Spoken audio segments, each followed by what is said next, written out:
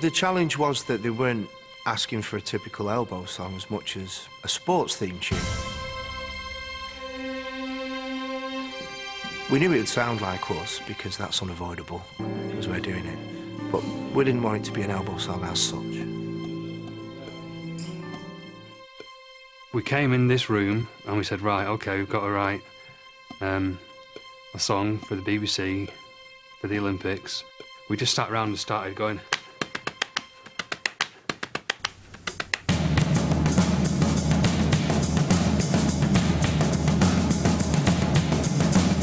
Drumming on our legs, just an exciting, compulsive sort of rhythm, and we moved from there, really.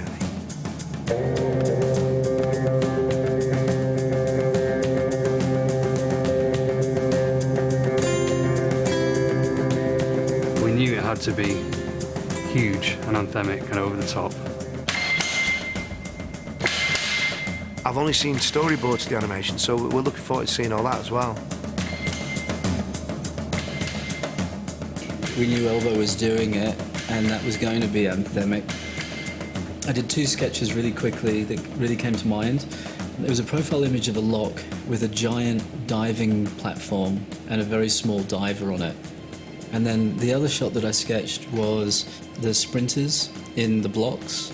We didn't want to go superhero. We wanted to kind of tread a new ground between being fantasy, superhero, but being real. And we wanted to pay the athletes kind of as much respect as possible.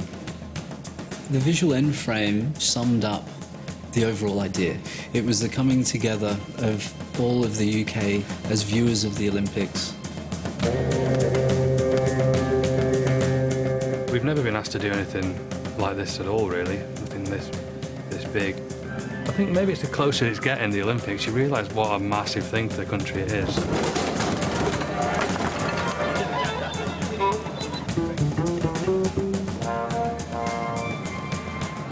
Can I introduce Guy Garvey and Craig Potter from Elbow?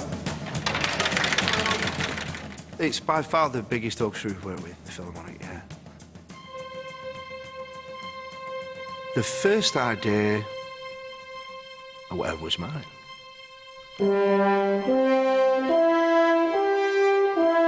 The first thing you hear should be a brass fanfare.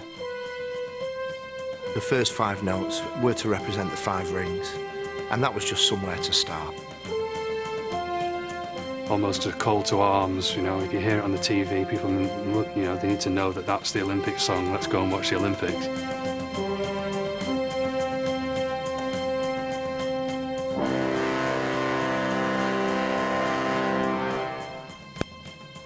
The decision to sort of involve a choir as well was just to make it more everyman. There isn't a sound that encapsulates that more than a gospel choir. Losing it. Listen, don't listen to each other, listen to the click. The lyrics of the song are actually about parents watching their kids' first steps, because, as you can probably tell, I've absolutely no experience of athletics of any kind. It was during the writing of the track that Pete's baby daughter, Martha, walked for the first time. And we all got this video that he'd taken on his phone. And I was thinking, actually, this moment has got lots and lots of human elements to it. They're proud of her. It's about their hopes for her being realised. And it just seemed to fit if I really simply wrote the lyrics about feelings of pride and also that, you know, we're with you, that element. That's kind of related to what's happening when you're backing your team or when you're willing an athlete to win.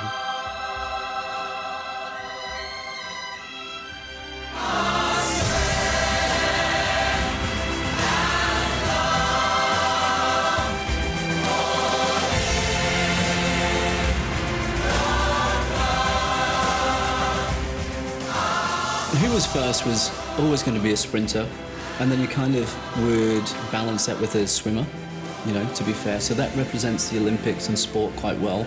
We introduced a weightlifter. He could kind of represent a bigger version of everybody else that was going on.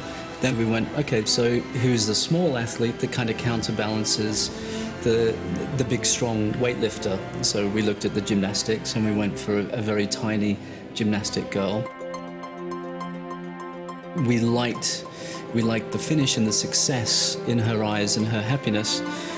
We definitely wanted to bring personality to these characters as well. There's far more losers than winners, really. So we felt it needed something that was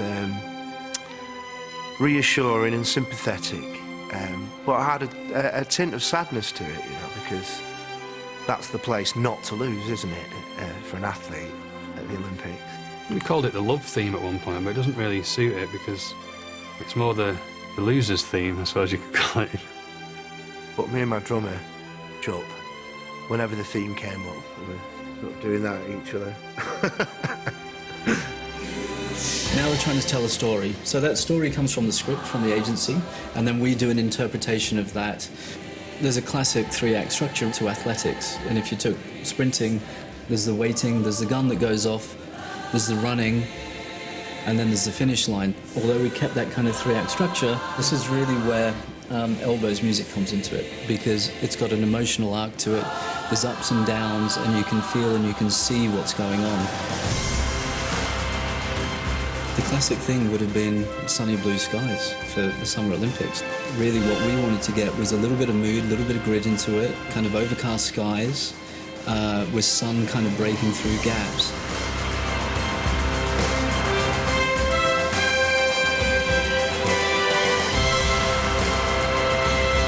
The best outcome for us is that people watch what's going to unfold, the drama that's going to unfold, and they don't notice the music.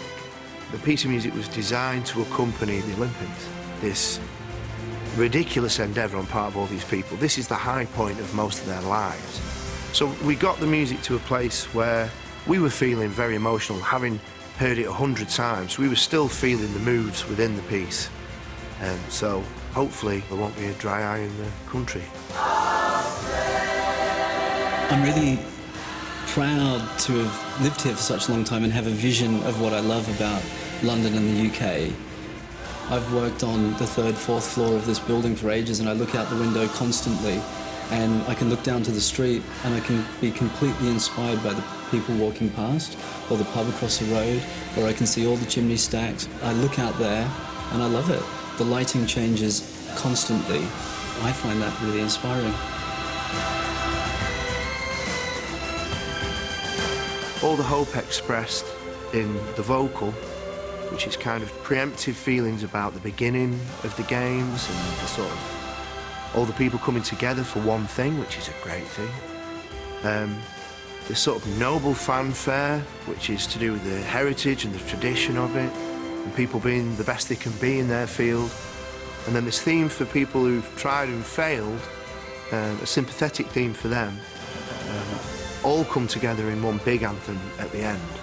And we really decided that it couldn't be big enough, really. It had to be like a really grand ending. And it seemed like we added something to the climax on a weekly basis until it was time to record it with the orchestra. And it sounded great.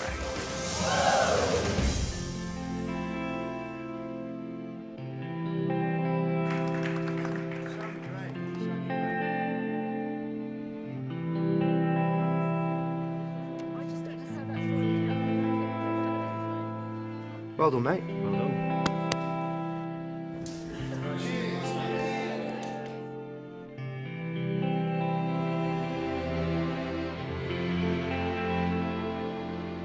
I was sat in Media City waiting for somebody, and the background music in the lobby was all the BBC sports themes. So Ski Sunday and Grandstand and all these things. And I was thinking, this is a weird coincidence. And I thought, no, this is where BBC Sports are based now. I get it now. But it was really encouraging that, because I thought, yeah, this stands up with those. I mean, it's never going to beat Ski Sunday, though, is it?